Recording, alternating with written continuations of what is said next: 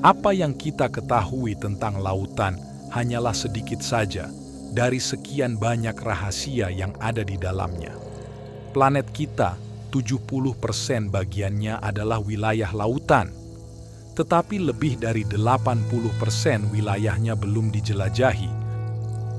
Saat ini teknologi sudah semakin maju yang memungkinkan kita untuk dapat mengeksplor lebih banyak tentang misteri lautan. Kita kembali menjelajahi lautan dalam hingga dapat mencapai tujuan kita pada kedalaman laut terdalam yang dikenal dengan sebutan Palung Mariana. Tujuan eksplorasi ini adalah untuk menggali pengetahuan lebih dalam bagaimana kondisi lautan dalam, makhluk seperti apa yang mendiaminya, serta bagaimana makhluk laut dalam dapat bertahan hidup di kedalaman yang gelap dan ekstrim. Dari sekian banyak wilayah lautan, lautan dalam merupakan salah satu batas terakhir eksplorasi dan mungkin memegang kunci untuk memahami masa lalu, masa kini, dan masa depan planet kita. Ini adalah dunia kegelapan abadi yang menjadi rumah bagi ketidakjelasan, yang terapung dalam kehampaan yang tak berujung, atau bergantung pada oasis asing di mana proses, penghuni dan lingkungan di dalamnya masih kurang difahami hingga saat ini.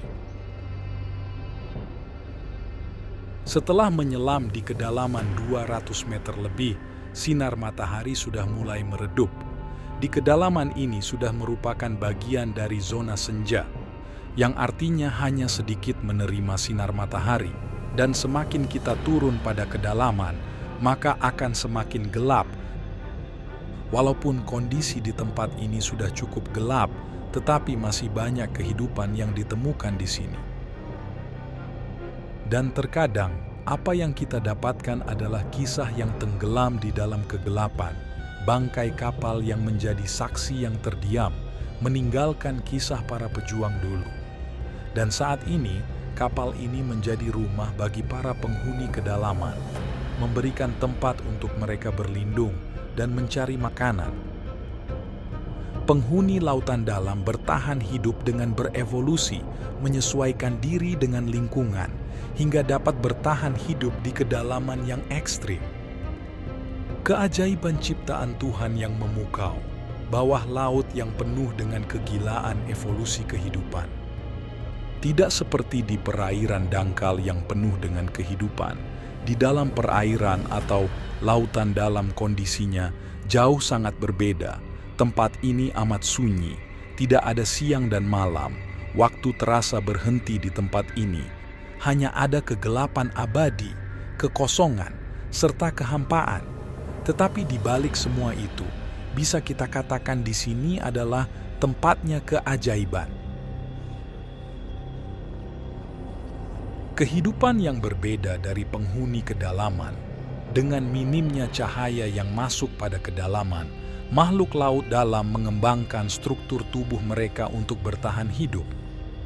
Zona senja yang berada pada kedalaman 200 hingga 1000 meter di bawah permukaan, masih banyak makhluk hidup yang menempati zona ini, dan salah satu dari mereka yang telah berhasil dalam evolusinya adalah cumi-cumi stroberi.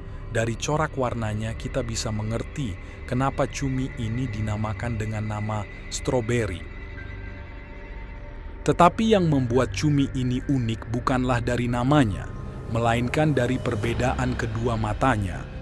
Mata kiri berukuran besar dan menonjol, sedangkan bagian kanan lebih kecil. Mata kiri yang besar melihat ke atas, untuk melihat bayangan yang ditimbulkan oleh mangsa di perairan yang remang-remang di atasnya.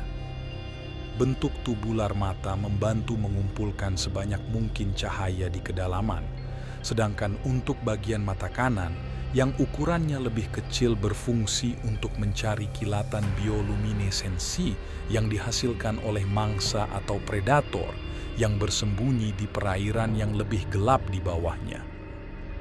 Makanan langka di laut dalam, sehingga penghuninya harus mengembangkan strategi unik untuk mencari makanan. Mereka juga harus menemukan cara untuk menghindari menjadi makanan. Seperti banyak hewan laut dalam, cumi-cumi stroberi berwarna merah cerah. Warna merah tidak mencapai laut dalam. Di sana, warna merah tua tampak hitam dan membantu cumi-cumi bersembunyi dari pandangan predator seperti paus sperma, lumba-lumba, tuna, ikan todak, dan hiu. Organ cahaya kecil yang disebut photophores juga menghiasi tubuh cumi-cumi untuk membantu menutupi siluetnya dari predator yang berkeliaran di perairan di bawahnya. Banyak penemuan yang mengagumkan di lautan dalam, dan salah satu yang kita temukan adalah Halitraphus jelly, dikenal juga sebagai firework jellyfish. Makhluk ini adalah spesies ubur-ubur laut dalam. Ubur-ubur ini terkenal karena penampilannya yang menakjubkan. Ubur-ubur ini memiliki saluran radial yang berwarna cerah dan terlihat seperti kembang api saat terkena cahaya. Warna-warna ini berasal dari cahaya yang dipantulkan oleh struktur tubuh mereka. Mereka dapat ditemukan di laut dalam pada kedalaman antara 1.200 hingga 1.500 meter di kedalaman. Ubur-ubur ini dapat hidup di berbagai lingkungan perairan, termasuk perairan temperata dan tropis, di daerah seperti Atlantik, Indo-Pasifik, Antartika, Mediterania, dan Pasifik Timur. Sistem pencernaan mereka hanya memiliki satu pembukaan yang berfungsi sebagai mulut dan anus. Melanjutkan eksplorasi di bawah kedalaman 2.000 meter, yang dimana kedalaman ini sudah tidak ada lagi sinar matahari yang masuk. Di sini sudah gelap, tetapi kegelapan sebenarnya masih jauh berada di bawah sana, dan tekanan air laut dalam sangatlah mengerikan, hingga sebelumnya dikatakan jika mustahil untuk makhluk hidup bisa bertahan di bawah tekanan air yang sangat besar. Tekanan di dalam lautan meningkat 1 atm atau atmosfer setiap 10 meter. Artinya, jika zona lautan sedalam 200 meter, maka tekanannya berada di angka 20 atm, dan tentu hal ini bisa merusak organ tubuh manusia. Karena pada umumnya, paru-paru manusia hanya dapat menahan tekanan sebesar 3 hingga 4 atm tanpa alat bantu. Lalu, bagaimana makhluk hidup dapat bertahan di kedalaman ribuan meter di bawah permukaan? Makhluk laut dalam memiliki berbagai adaptasi khusus yang memungkinkan mereka bertahan hidup dalam lingkungan yang ekstrem. Secara khusus kita menyebutnya evolusi. Bagian dari evolusi ini terjadi pada struktur tubuh mereka. Makhluk laut dalam memiliki struktur tubuh yang fleksibel dan tidak memiliki kantung udara, seperti yang dimiliki ikan yang hidup di permukaan. Ini mencegah tubuh mereka hancur di bawah tekanan tinggi, lalu protein dan enzim mereka diadaptasi untuk bekerja di bawah tekanan tinggi tanpa terdenaturasi. Selain tekanan yang tinggi, makhluk laut dalam juga dapat beradaptasi dalam kondisi kegelapan total. Banyak makhluk laut dalam dapat menghasilkan cahaya sendiri melalui proses bioluminesensi. Ini digunakan untuk menarik mangsa, berkomunikasi, atau menghindari predator. Beberapa spesies memiliki mata yang sangat sensitif terhadap cahaya, atau bahkan memiliki mata yang dapat menangkap cahaya paling sedikit. Suhu di lautan dalam amatlah dingin, rata-rata mencapai 0 hingga 4 derajat Celcius, dan pada umumnya makhluk laut dalam memiliki metabolisme yang lebih rendah, yang membantu mereka menghemat energi di lingkungan yang dingin dan dengan sedikit makanan. Beberapa spesies memiliki jaringan tubuh yang mengandung lemak atau senyawa anti beku yang mencegah pembekuan pada suhu rendah. Selain kondisi lingkungan yang ekstrim, makanan juga sangatlah langka di lautan dalam. Banyak makhluk laut dalam adalah pemakan bangkai atau karnivora yang memakan segala sesuatu yang mereka temukan. Beberapa ikan laut dalam memiliki mulut yang sangat besar dan rahang yang dapat melebar untuk menangkap mangsa yang lebih besar dari tubuh mereka. Mereka bergerak perlahan untuk menghemat energi dan dapat bertahan lama tanpa makan. Beberapa spesies memiliki adaptasi khusus untuk reproduksi, seperti pembuahan internal atau berkembang biak secara seksual dengan frekuensi rendah, tapi menghasilkan banyak keturunan saat kondisi mendukung.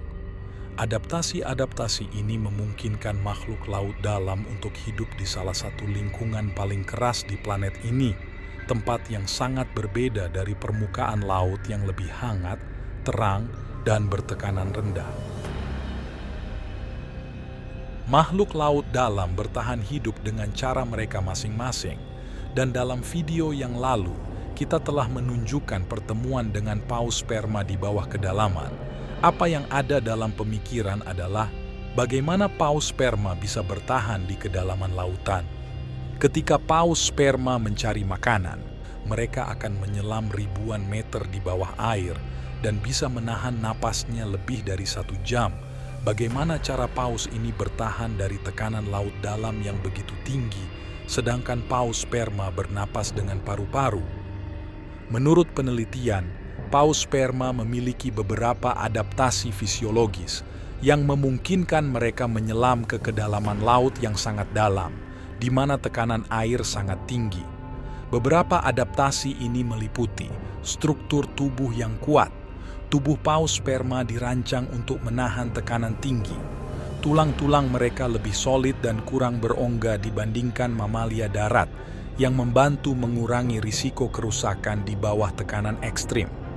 Lalu kemampuan mereka menyimpan oksigen. Paus sperma memiliki volume darah yang besar dan tingkat hemoglobin yang tinggi, yang memungkinkan mereka untuk menyimpan lebih banyak oksigen dalam darah mereka. Selain itu, mereka memiliki mioglobin yang tinggi dalam otot, yang juga menyimpan oksigen dan memastikan suplai yang stabil selama penyelaman panjang. Yang selanjutnya ialah perlambatan metabolisme. Selama menyelam, paus sperma mampu memperlambat metabolisme mereka, yang mengurangi konsumsi oksigen.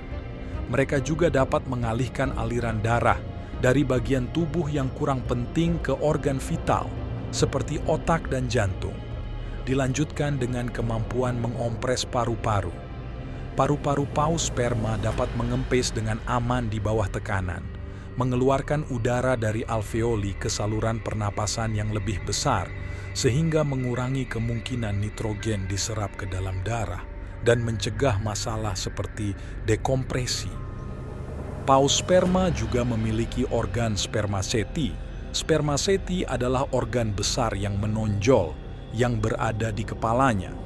Organ ini berisi zat minyak yang diduga berfungsi dalam regulasi daya apung.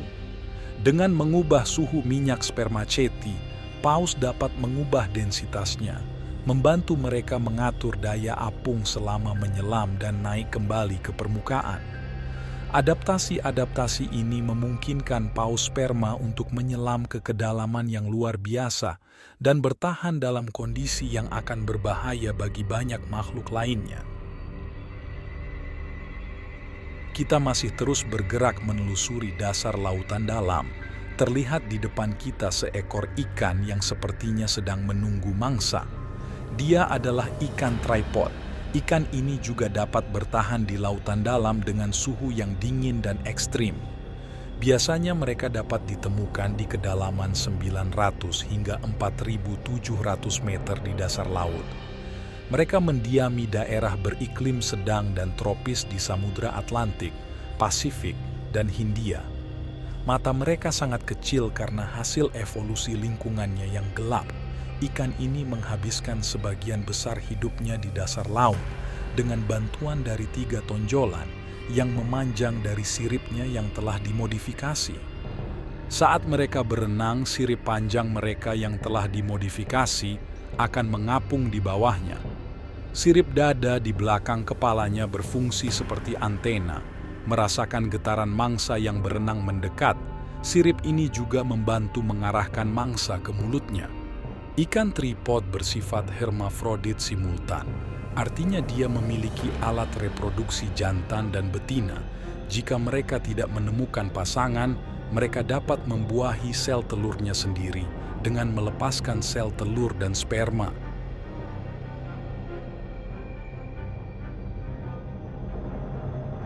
Semakin dalam kita turun ke bawah kedalaman, suasana semakin mencekam. Pemandangan yang terlihat sungguh amatlah sangat asing. Hamparan bebatuan laut dalam memberikan kesan yang cukup mengerikan, sekaligus mengagumkan. Dan tebing yang menganga ini serasa menyuruh kita untuk tidak turun lebih dalam lagi.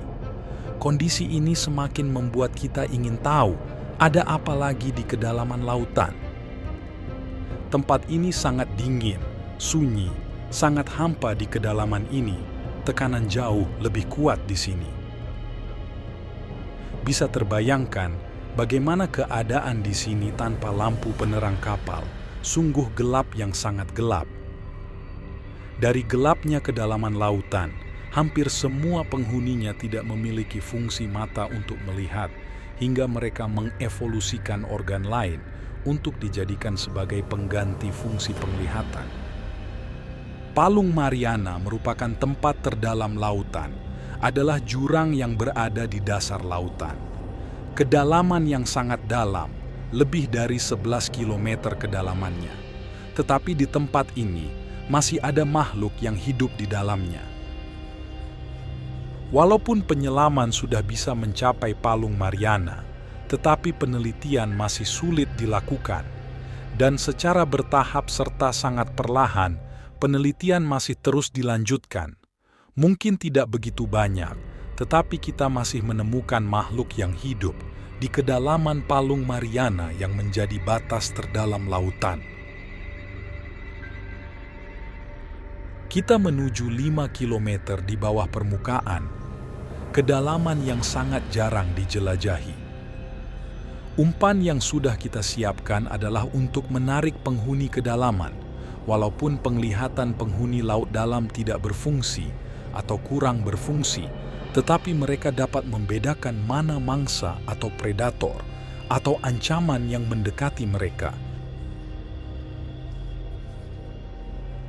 Ini adalah kondisi dasar lautan di kedalaman 5.000 meter.